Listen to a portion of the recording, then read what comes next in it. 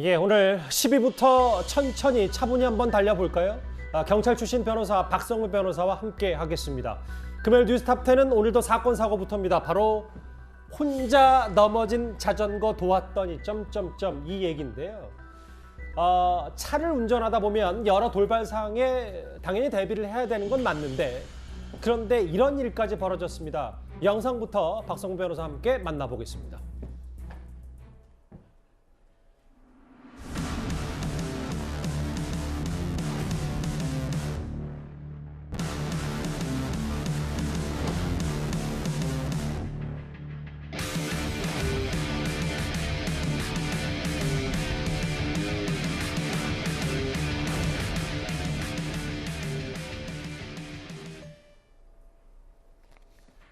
저 뒤에 신고라는 딱 단어가 눈에 들어오는데 뒤에 따라오던 차는 아무것도 안 하고 심지어 괜찮냐고 물어봤는데 가해자로 지목이 됐다 이런 사건입니다. 이 자전거 운전자가 초보인 듯 아슬아슬하게 운전을 하고 있더랍니다. 예. 자동차 운전자가 추월을 하기에는 상당히 부적절해 보이고 마침 반대 차선에서 또 다른 차선이 다가오고 있었기 때문에 맞아요. 뒤따라서 천천히 서행해 가고 있었다고 합니다. 그 와중에 이 자전거 운전자가 인도로 들어가려다 혼자서 넘어지고 말았습니다. 그렇지만 자동차 운전자가 그 자리에서 곧바로 차에서 내립니다. 그리고 자전거 운전자에게 다가가서는 뒤차로 따라오던 운전자한테 괜찮은가라고 물어봅니다. 그랬더니 이 자전거 운전자가 혼자서 넘어진 거다, 괜찮다, 그냥 가시라고 해서 그냥 갔다고 합니다. 예. 그런데 그 과정에서 자동차 운전자가 혹시나 하는 마음에 지구대에 이 사건 사고 사실을 신고는 하고 갔다고 합니다. 그런데 며칠 지나지 않아서 지구대에서 연락이 왔는데 이 자전거 운전자가 차를 피하려다 넘어져서 다쳐 입원하게 됐다고 신고를 했다는 겁니다. 그리고 이어서 경찰서 교통조사관이 연락이 와서는 차로 인해 위협을 받아 넘어지게 되었다. 그리고 자동차 운전자가 행인 행세를 하면서 그냥 가더라라고 이야기를 하더라는 겁니다. 이 사건이 너무나 억울하다는 것이 자동차 운전자의 입장입니다. 여기 보는 것처럼 경적소리니까 빵빵 누르지도 않았고 경적소리 울리지도 않았고 배려를 했는데 그러니까 이 넘어진 자전거 주인의 얘기는 위협도 가했고 그리고 행인 행세까지 했다. 두 가지 포인트가 완전 달라서 이게 지금 사건이 커진 거 아니겠습니까? 그렇습니다.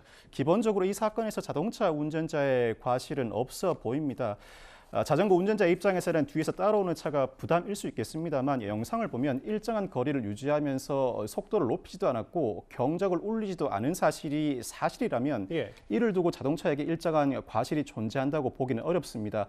다만 이 사건, 자전거 운전자가 경찰에 신고를 함으로써 사건이 진행하게 되었는데 예. 통상적인 사건이라면 신고 접수조차 거부되었을 것입니다. 그러게요. 그렇지만 아무런 조치를 취하지 않고 현장에서 벗어났다는 취지는 특가법상 도주차량 운전자 가중처벌, 도로교통법상 사고 위조치, 이른바 뺑소니에 해당할 여지가 있어서 사건이 진행되는 것입니다. 박 변호사님, 근데 뒤에 운전하고 따라갔던 사람이 너무 억울해서 나는 정말 100% 잘못이 없는데 정말 자전거 주인 너무하다라고 해서 무고죄로 법적 다툼을 벌일 수도 있는 거예요? 무고죄로 법적 다툼을 벌이고 싶을 만큼 억울하실 수 있을 것 같습니다. 예. 통상 교통사고 신고가 접수되면 교통사고 담당 경찰은 교통사고 자체뿐만 아니라 혹여나 보험 사기가 의심되는 대목이 있는지도 조사를 진행하게 됩니다. 예. 그 과정에서 보험 사기 정황이 있다면 무고로도 입건을 할 여지가 있겠죠. 그렇지만 이 사건에서는 아직까지 무고로 단정하기는 어렵습니다. 비록 영상과 자전거 운전자의 주장 사실이 배치되긴 하지만 예. 자전거 운전자가 사고 발생 이후에 가만히 생각해 보니 내가 넘어진 이유는 뒤에서 차가 따라왔었고 그로 인해 상당한 부담을 느꼈다는 취지로 신고를 하였다고 볼 여지도 있기 때문입니다. 저 사건 보시면 맞아, 이거 비슷한 사건 하나 더 있었는데 과거에 이런 분들 많으실 텐데 바로 저 장면입니다. 아무런 불과 7, 8m 거리에서 아무런 SUV가 지나갈 때 차에 위협도 없었는데 스스로 넘어졌다.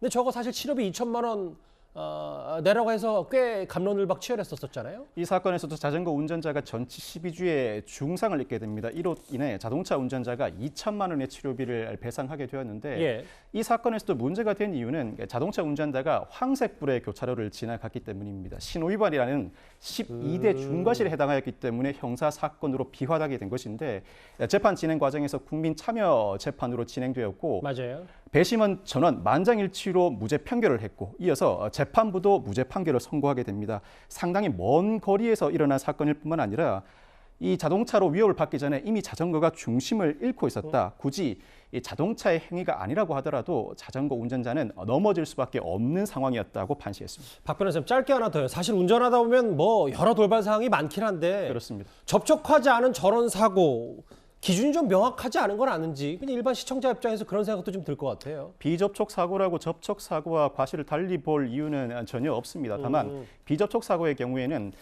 상대방으로 인해서 내가 부상을 입었다는 사실을 입증하기도 어렵고 오히려 그로 인해서 부상을 입지 않았다는 것을 입증하기도 상당히 어려운 난점이 있습니다. 더군다나 그대로 사고가 발생했음에도 불구하고 현장을 벗어난 경우에는 나는 사고 사실을 인지하지 못했다, 즉 뺑소니가 아니라는 취지의 항변을 하는 경우가 상당히 많습니다. 이로 인해서 예. 경찰도 조사하는 과정에서 상당히 애를 먹기 마련입니다.